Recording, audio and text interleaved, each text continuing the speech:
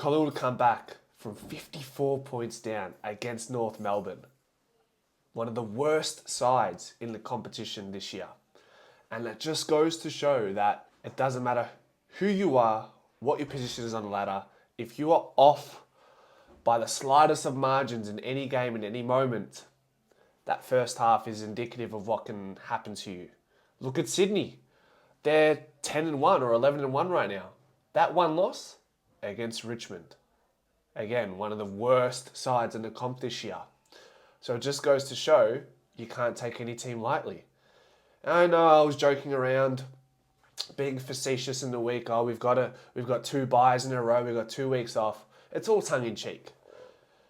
But that was, maybe I manifested that some karma. What goes around comes around. And what came around was angst, heartache. But in the end, it was worth it. I didn't turn off the game at all. I rode every single emotion of that game. And it was worth it in the end. It's always worth it. It's the 3rd greatest comeback win in the last century. Probably the best comeback since the Miracle on Grass, in my opinion. Brisbane versus Geelong at the Gabba. Ashton McGrath kicked that goal after the siren. What were some of the takeaways for the game from me? So many. The emotions are still raw. I'm doing this without a script today. Usually I have something to refer to, but I just want to articulate my thoughts freely and see what comes up about it. Nick Daicos, 29 touches, 18 contested possessions again, 2 goals, was shut out for a large part of the first half by Will Phillips. Plays high half forward in the second half, becomes a dangerous small forward, medium-sized forward. Rolls into the stoppages, kicks going inside 50, unreal. Kicks goals, 4 shots at goal for the game, 3 goal assists, 10 score involvements. Is that another 3 Brownlow votes for Nick Daicos? Overcoming that tag? Will Clarko rue the decision to take off Phillips and allow Nick Daicos to play on someone like Liam Shields, who's probably past it from a physical capacity? 2020 is hindsight, however, but in the moment, I felt like there were a few calls for Clarko to make some adjustments on the Nick Daicos matchup. But it was in favour of Collingwood, so I'm not complaining. I didn't want anything changed. It was perfect. That last quarter, going into that last quarter, it just felt like everything had to go right for Collingwood. And it did for the most part. But it wasn't without its own adversities. Bryn Teakle, ironically, nearly kicks the winning goal for North Melbourne, despite Collingwood looking over him twice this year in the pre-season draft or the pre-season supplementary period and the mid-season draft. He kicks a goal. When that shot went up in the air late in that game from Zach Fisher with a few seconds to go, I thought that was it. My thoughts that were crossing my mind as that ball was in the air, felt like it was in the air for an hour before it fell short of the goals and went through for a behind. I thought there's no way I could comprehend a loss after riding that roller coaster of emotions throughout that entire game. I just couldn't see us. I couldn't accept losing in that fashion, given the narrative of the game so far. North were incredibly accurate. They were impressive. Got to give them their flowers. George Wardlaw, Luke Davies-Uniacke, Nick Larkey, Charlie Comben. No, I'm forgetting someone. Did I say Cam Zerha? Everyone on that field for both sides was willing to die on that field today. That's what it felt like. Everyone was jumping at the ball. They didn't care how they were going in. They weren't protecting their body. Jeremy Howe, Lockie Schultz. I said in the pre-game or the post-game show with Lockie Schultz, you could put a montage together for Lockie Schultz's game, and I wouldn't need to put any of his goals in it to illustrate how crucial he was. He kicked 4 goals today, but some of the most impressive moments in Lockie Schultz's game today was his willingness to put himself in undesirable positions in an aerial contest. Put his head over the ball, put his head in holes where no one would typically put their head in, And he did that. Everyone did that today. No one took a backward step. And it's one of the toughest games I've seen. Packs crashing, massive collisions. Eddie Ford doing a backflip in the air late in the game. Looked like he died for a second and was resurrected. So thank you, Collingwood, and thank you, North Melbourne, for putting that game together. It was incredible. Fly McRae, you'd think at halftime some coaches would be looking at damage control. Fly's like, no, screw this. I want to take the game on. I'm going to sub off Finn. Unfortunately, it wasn't Finn's day. Reef, you're coming in. Give us speed and desire in the forward line. Side bottom. Halfback flank hasn't quite worked out for you. The wing, okay. We've seen better days on the wing for you there. But now you're going in the middle. Like you were. We need prime steel side bottom this second half. And how crucial was he? What did he finish with?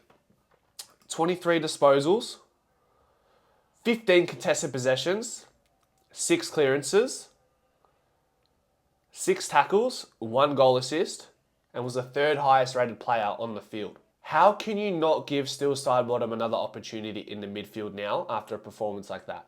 Even with the goalie and Pendlebury back in the side, maybe Tom Mitchell, you have to give him at least 20% centre-backs attendances, right? We've been looking at players to pass the torch to in the midfield. Finlay McRae, Lockie Sullivan. But if they're not ready, they're not ready. So if Sidebottom comes in and does what he does, like he did today, and we're in a premiership window, arguably a premiership potential year, you put your best players in their best positions. And right now, off that one game sample size this year, it seems like Sidey's best position is in the midfield. Thoughts in the comment section, guys, please. I'm really intrigued to hear your thoughts. Billy Frampton at halftime finally moves from forward to the back line. And I said, Frampton is an effort-based player. He'll die for the badge. Unfortunately, as a forward, I think as a key tall forward, you need a bit of X factor. You need aerial capacity. You need to be able to take big marks, a la Nathan Kruger. Big marks. Nathan Kruger can also do things at ground level. His tackling pressure is elite. Billy Frampton, if he doesn't take the mark, which he hasn't got the softest hands in the first place, he's rendered useless in the forward half. Nathan Kruger's a different story. So you swing Billy Frampton back, Jeremy Howe forward. Jeremy has a great mark on lead. Jeremy Howe can play high up the ground and is a great kick going inside 50. Jeremy Howe is a great contested mark. Jeremy Howe has ice in his veins and puts Collingwood in front for a moment. So, like I said, Fly McRae lives to fight another day, wasn't willing to rest on his laurels, wasn't willing to accept a loss, wasn't looking for damage control, he was looking to win. And he backed in every single player that was on the field today. Can we talk about Jack Crisp? How unreal has he been since he nearly got dropped against Brisbane, where he was listed as a sub? We're talking he doesn't want to put his head over the ball early in the season. His disposal is poor. He's looking for other players to do jobs for him. Not running two ways. He's the embodiment of the Collingwood identity right now. Pressure, relentlessness, leadership, positivity, optimism. He was all of that today. The game was a tale of two halves, right?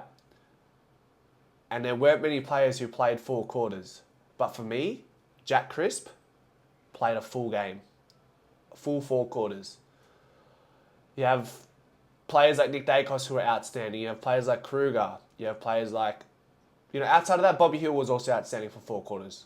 How many goals did he kick? Bobby Hill kicked 5 goals and 10 disposals.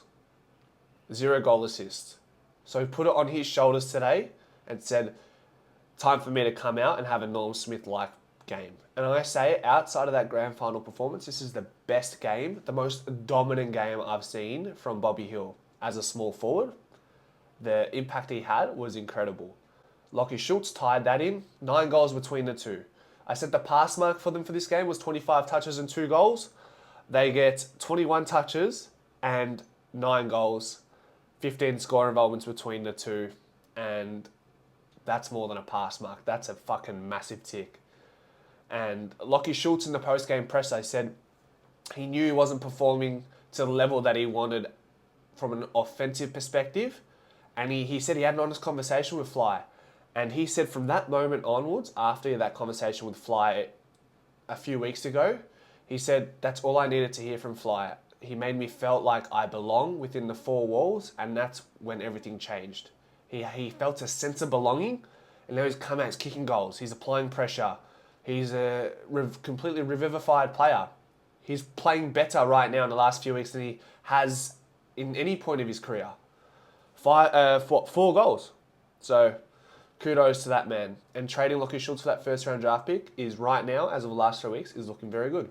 I also said as a pass mark leading into the game, we needed to score more from defensive half. I said 40 points would be a pass mark, given our average last year as the number one defensive half transition side in the league was 40 points. I said 40 is a pass mark. Today, we kicked 63 from defensive half transition against a side that struggled to defend that this year. So we needed to see that. I said good teams that win flags kick goals from centre bounce. We kicked 4 goals. I think in that game in 2021 between Melbourne and Western Bulldogs, the D's kicked 50 points from the centre bounce. And this game felt like a finals-like intensity game. And when we needed goals, we got them from the centre bounce. That's the importance of the centre bounce. That's the importance of the 6-6-6 rule. How good was Charlie Dean? He looked so composed. His willingness to take on the game with the ball is clean. Isaac Quaynor held it down in the second half when North Melbourne's front half pressure was on the mark. Isaac Quaynor did not stutter. He did not fumble. He was an important link-up in the chain with John Noble. Darcy Moore had moments with the ball. Braden Maynard, without looking at his stats, I thought his game was amazing. 1%ers are just what you expect. Massive contests. Massive clashes. It's just Braden Maynard in a nutshell, coming to fruition in his 200th game, as it has in his preceding 199 games. How about Darcy Cameron taking it up to Tristan Sherry, who is an all-Australian caliber ruckman, Tristan Sherry. Let's not get that twisted. Great clearance player, great tackling player. Sherry kicked some difficult goals today as well. So Darcy Cameron was coming against no pushover and just came up off the back of a game against Gorn. So credit to Darcy Cameron. 3 contested marks, 4 intercept marks. The best marking ruckman in the league. Sure, Sherry beat him when it came to the hitouts. He's got a bit more better ruck craft, probably a bigger body. Darcy Cameron more suited to the ruck forward role. So he holds himself in the ruck contest. But around the grounds, he has the confidence that he can beat these other forwards, ruckmen, around the ground. And that's what he did today, I felt like. I don't feel like Sherry dominated him. I think when you look at the games in retrospect and look at the entirety or the broader perspective of a ruckman's role and impact, I felt like Tristan Sherry had big wins and so did Darcy Cameron. And what about Beau McCreary in the second half? Again, doesn't fill the stat sheet by any means, but he locks down LDU, who was absolutely on fire in the first half. Couldn't touch him. He was killing us going inside 50. He had 8 inside 50s for the game, 16 contested possessions, Mr. LDU. Looked good in black and white, by the way. Beau McCreary shuts him down to a certain extent. Quietens him down. And it's all part of the processes that lead to Collingwood winning by a point in the end. What are we saying about Tao Jath, guys? I thought he looked alright for an AFL debut. Didn't look overwhelmed by the occasion. Had some good moments. Maybe a bit fumbly in certain scenarios, but I largely thought his game was a massive tick. And he got a win. He saw the best of Collingwood and saw the worst of Collingwood. He overcame both situations and passed them both. Could have easily put his head down and dropped his head and lowered his shoulders. But he perseveres with the rest of the side. He learns a very important philosophical lesson, not just in sport, but in life. Don't give up. There's always a chance. Play the moments. Play every minute, as McRae points to every single time. Will Hoskin-Elliott's having a quietly really good season for the most part. Last couple of weeks, the game against Port, the game last week where we played, or Monday we played against Melbourne. He's providing aerial presence. He's linking up in transition. He's clean. He's composed. It's just another piece to the puzzle for our potential premiership year this season. Guys, you have to remember we're doing this without on-field leaders or coaches like Scott Pendlebury. You could probably put Jordan De Goey in there. Tom Mitchell's missing. Joe Richards, who's been an outstanding young player for us. Brody Majacek brings the heat every week. So when you need these players to drive the standards, they weren't there today, and different players had to step up. They call Lockie Schultz a mini Majacek. They call Brazil Maynard an angry Pendles, and we needed them in their greatest form today, from a leadership capacity and a playing capacity. They did that. Harvey Harrison had important moments. He was clean in front of the big six when needed. He was in the right position when Will Hoskin-Elliott switched it out of not panic, but out of limited options late in that game. He takes that mark, a strong mark, to basically give us another chance to set up and see the game out. It was a strong mark, and he was in his defensive wing position, holding width, and Hoskin-Elliott knew there was only one place to kick it, and it was there. And Harvey Harrison needed to be there. He needed to be attentive to the situation, and he was. And these are little moments that win you games. Guys, ultimately, it was a tale of two halves. Our pressure wasn't there. It was non-existent in that first half. Players seemed off the pace. Lockie Sullivan was getting caught. He seemed like he was a couple steps behind. In the second half, he's a completely different player. And I say it's hard to point a finger at who played bad or who played the best, because I feel like Collingwood, for the most part, with a couple of exceptions in the first half, everyone was horrible. And then in the second half, everyone was great. Everything clicked. And now we win by a point, and we're going to look back, guys, not only after this season. I'll start with in history. We're going to look back at this game when we're older. We're going to show our kids, our grandparents, this game is one of the greatest games that displays resilience to the nth degree. This is what life is about. This is what sport's about. 54 points down with over 10 injuries to walk-in starters to this point. Markov as well, out. So just to add an extra player to the injury list. And then for this season, we look back at the end of the season, this could be the game where we say, hey, if we lost that game, we don't make top four. Or hopefully the conversation is, if we don't win that game, we wouldn't have won the flag. We wouldn't have gone back to back. I said leading into this game, if had we lost, that win against Melbourne, that really encouraging win against Melbourne, would have counted for nothing. Now we win 2 games in a row. We get the bye. We're going to see players who were, Fly McRae suggested there were players close to playing this week, but they wanted to use the bye to their advantage. So now we've got players who are well rested. Hopefully we see the likes of Jamie Elliott, Joe Richards, Scott Pendlebury, Geordie De Goey, Brodie Majacek, Dan McStay, these type of players in particular. That's 6 or 7 players that are starters and going to have critical impact on how the rest of the story goes for 2024. And then we come back with no tougher task than trying to beat Gold Coast in Gold Coast, who are undefeated, 7-0, I think. But I think Collingwood, we travel pretty well. So, and we've already travelled to the Gabba this year in Queensland, and we're going to Queensland again. I think we can jump them and show them that maybe they're not quite ready for finals yet under the tutelage of Damien Hardwick. Anyways, guys, that's all I got for you. I'm absolutely drained. My emotions are completely stretched today. Experiencing ecstasy, experiencing depression, experiencing everything else in between from this game. Nothing new, but taken to a whole new level today. And I don't think we'll experience a game like this for a very long time, if not ever again. I'm glad to be a part of it. I'm glad to be a part of the winning side. Again, North Melbourne fucking took it to Collingwood. They took it to Collingwood. Their whole team was incredible. They put their bodies on the line. They wanted to win. We wanted to win more. Calls went their way. Calls went our way. Call it what you will. Pies win. See you guys.